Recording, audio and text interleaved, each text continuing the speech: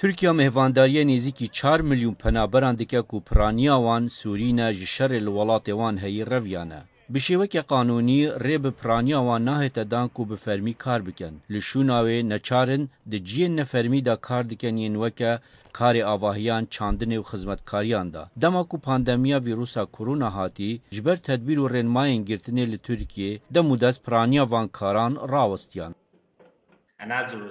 او وکی انجام شیانن خلکی سنوردار بون. بو به دست خستنا دهاته که او پاش دانا پیدوین بنگهین ین جیان وکی آف بیما ساخلمی او کهربه. او جبرویه که مترسیا کتنا دناوا زحمتین دجوارتر زده بو. اجا چه دینداری به افجی یک جا انجام دیتنین مین سرکی که در انجامن وی بون.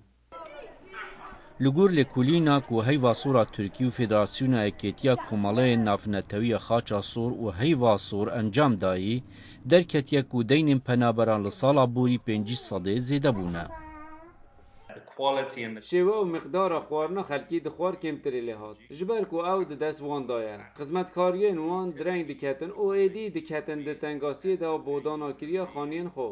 Komîta Xaça Soriya Navnetewî alîkariya diraviya penaberan li Tirkiye dike, ji pereyên ku Yekêtiya Ewropa dide, ku beşekeş rêkeftina di navbera Bruksel û Enqerê da li sala 2016 ji bo rawestandina hatina pêlên penaberan bo Ewropa. Ew pereyê tora ewlekariya civakiya di rewşên awarte da dihêdan ku nêzîkî $18 di mehê da ji bo her yekî ji endamên malbatên penaberan.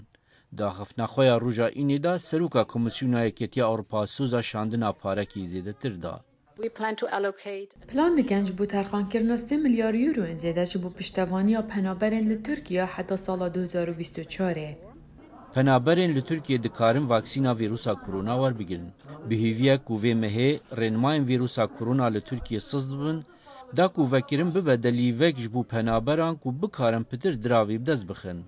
Lê rexnegir dibêjin divê Ewropa û Rojavayî bigihin çareseriyeka domdirêj ji bo penaberên Sûrî, di nav da hewldanên lezgîn bû vegerandina wan da ku zexta li ser Tirkiyeyê kêm bibe.